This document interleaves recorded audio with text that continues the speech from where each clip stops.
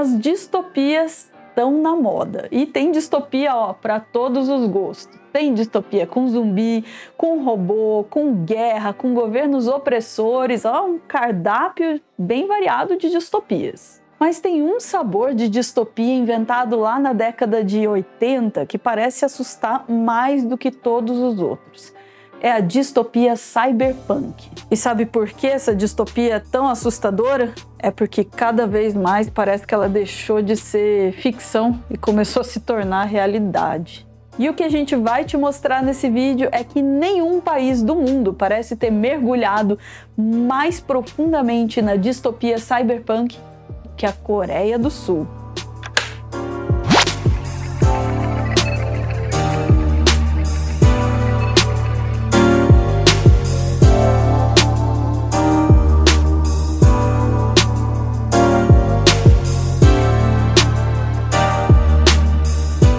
Do cyberpunk que se preze deve ter uma ou duas megacorporações dominando toda a sociedade. Pensa no Cyberpunk 2077 com a Arasaka e a Militech, por exemplo.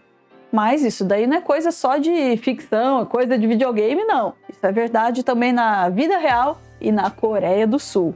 Com quem? A Samsung. Esta empresa sozinha é responsável por 20% da economia do país.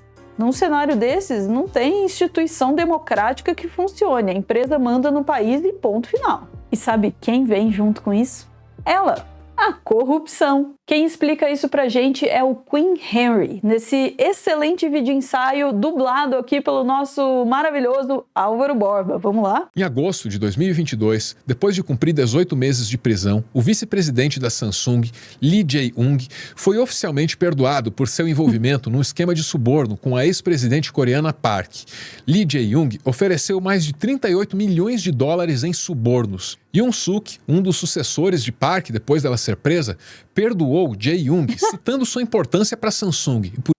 Pô, aí dá para ser um pouquinho menos na cara, meu senhor? Vamos lá. Por extensão, para a economia coreana como um todo. A Coreia não é nova na corrupção. Na verdade, um escândalo muito semelhante aconteceu anos atrás com o pai de Lee Jae-yong, Lee Kun-hee. Junto com seus muitos escândalos, Lee Kun-hee é acreditado pela transformação da Samsung em uma das maiores empresas do mundo. Parece que qualquer pessoa conectada a essas famílias hiper ricas pode escapar de qualquer coisa na Coreia. Na verdade, a Coreia tem uma palavra para essas famílias, chaebol. Ai, que curioso que no Brasil a gente também tem uma palavra para essas famílias que é... A situação é tão absurda que antes de ter a sua morte confirmada em outubro de 2020, rolou por muito tempo uma teoria da conspiração de que o Lee Kun-hee, o ex-CEO da empresa, já estava morto, faz anos. Ué, mas por que eles esconderiam essa informação? Por medo do caos que seria gerado, porque o imposto sobre a herança da empresa poderia quebrar a empresa e, por consequência, o país. Sério, olha aí o nível da discussão. Ainda bem que eles já avisam para colocar o chapéu de alumínio, porque olha, o dono da Samsung provavelmente está morto há anos e o país inteiro finge que não sabe. Caraca. Doideira! Tá bom, o fato de que o Lee já estava em coma desde 2014 e por isso, obviamente, não estava fazendo aparições públicas, não ajudou muito, né? É claro que essa conspiração nunca foi confirmada. E, de fato, os herdeiros pagaram o maior imposto por herança da história do planeta, no valor de mais de 12 trilhões de wons, o que dá por aí uns 50 bilhões de reais. Ok, era tudo teoria conspiratória, né? O cara não estava morto fazia anos, ninguém estava escondendo e, de fato, eles pagaram o imposto e não quebrou a empresa. Mas só o fato disso tudo parecer minimamente plausível já mostra pra gente o tamanho que essa empresa tem no país. Essa história toda sobre distopia cyberpunk me lembra uma coisa. Vou mandar um recado pro Clube do Fim. Salve, Clube do Fim! A gente tá falando aqui sobre distopia cyberpunk e eu me lembrei de um cartaz que eu tinha no meu estúdio lá na época da pandemia, que dizia assim: a ficção científica agora é só ficção. Quer dizer, aquilo que era uma história muito mirabolante agora está acontecendo de verdade. Vocês acham que a gente está, de fato, vivendo já uma distopia cyberpunk, hein? Eu não sei o que a galera vai achar, mas eu definitivamente acho que sim.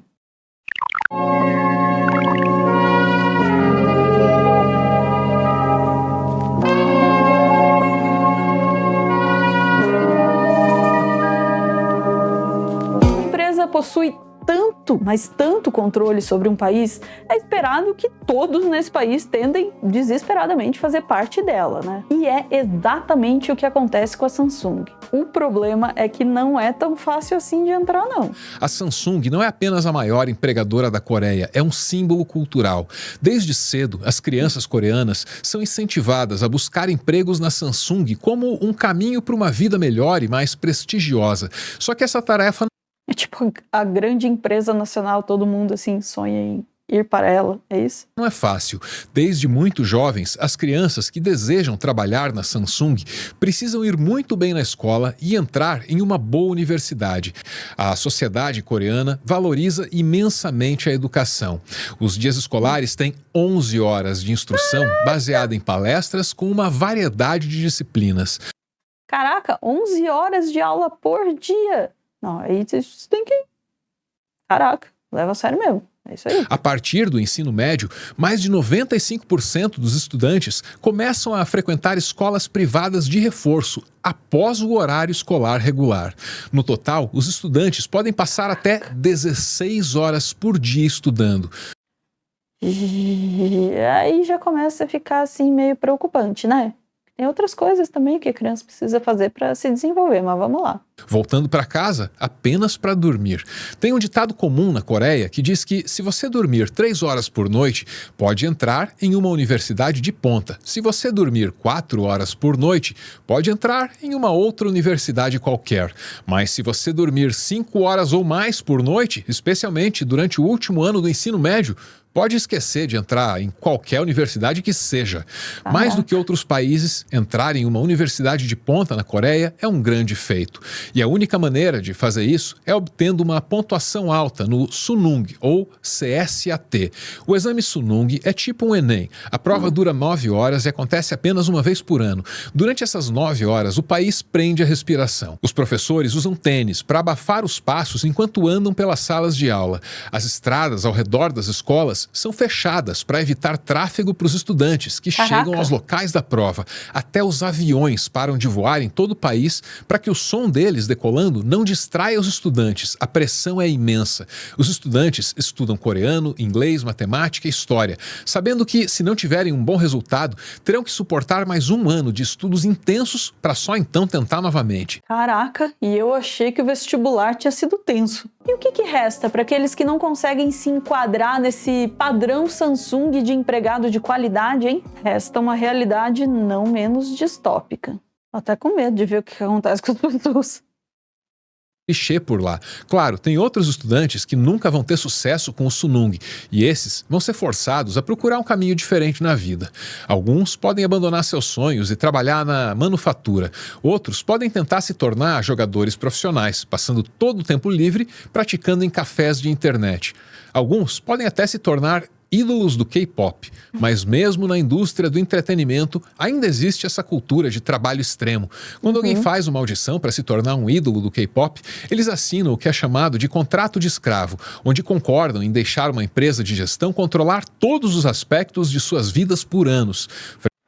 Caraca, que massacre! Até o contrato já vem com contrato de escravidão. Frequentemente, leva anos de treinamento intensivo para um grupo de K-pop estrear. Nesse período, os trainees são constantemente monitorados, tendo que seguir uma dieta extremamente rígida e não podem ter relacionamentos. Os trainees vivem juntos, em dormitórios, para serem melhor monitorados. Nossa, caminha. Mano... E nem podem sair sem permissão. E a empresa de gestão pode dispensar o trainee sem qualquer compensação financeira a qualquer momento, mesmo depois de anos e anos de treinamento intensivo. Essa cultura de trabalho extremo que impulsionou a Coreia ao palco mundial como uma grande economia também está lentamente destruindo o país. O trabalho extremo causou uma epidemia de saúde mental, dando à Coreia do Sul a maior taxa de suicídio de qualquer país desenvolvido do mundo. Desde a década de 80, o crescimento populacional coreano caiu abaixo dos níveis de reposição.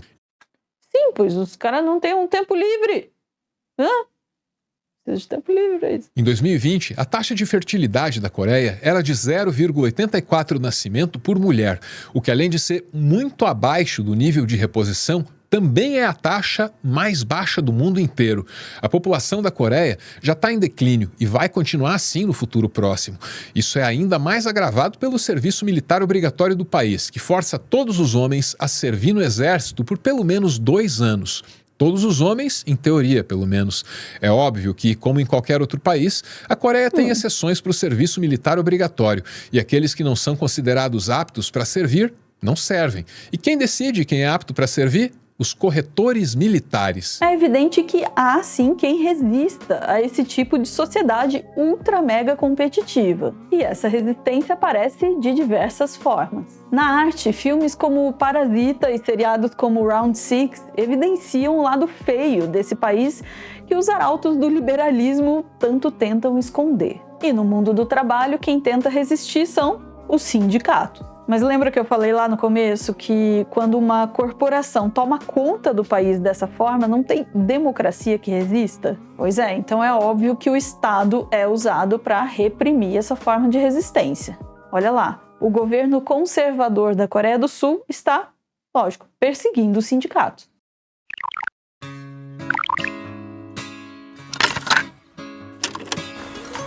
Na verdade, eu penso que essa distopia agora é a caça pelo tesouro, né?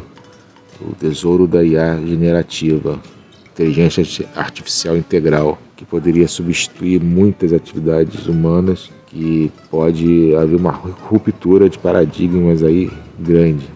Eu não vejo a população do Brasil, nem sua maioria, preparada para essa ruptura, né, de paradigma.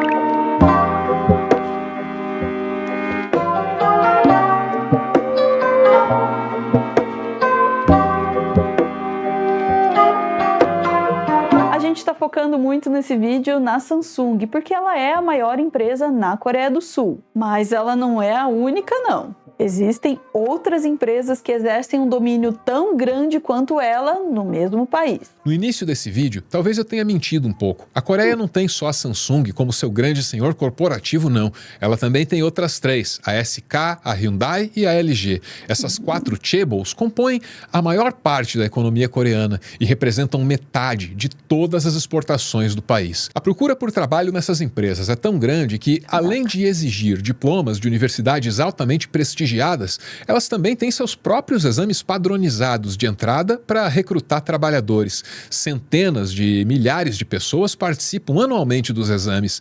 As famílias que controlam essas chaebols são quase intocáveis e são tão mimadas que atrasariam um voo inteiro só porque a macadâmia veio num saquinho ao Sério? invés de num prato chique. O governo coreano é refém dessas empresas. Se alguma delas falhar, é possível que toda a economia coreana colapse. O governo coreano tem pouca escolha, a não ser deixar essas empresas fazerem o que quiserem. Obrigado. Mas que bom que a gente vive no Brasil e não precisa se preocupar com empresas dominando a política desse jeito, né? Afinal, a gente não tem empresas de tecnologia tão desenvolvidas quanto a Coreia do Sul. Aqui quem domina é o agro mesmo. Ih, rapaz. Só para você ter uma ideia, hoje 300 dos 513 deputados federais na Câmara dos Deputados fazem parte da bancada do agro. Nas eleições de 2022, o maior doador foi Rubens Umeto, da Cosan, que é uma gigante da produção de açúcar, álcool e energia. Esse cara investiu sozinho quase 9 milhões de reais em candidaturas de 13 partidos diferentes. Curiosamente, 2 deputados que mais receberam doações, que surpresa, estão ligados ao agro. Ricardo Salles, aquele do Vamos Aproveitar para Passar a Boiada, e o José Medeiros receberam quase 2 milhões cada em doações de campanha. Parece que o Brasil trocou a distopia cyberpunk pela distopia agropunk. Não sei o que é pior.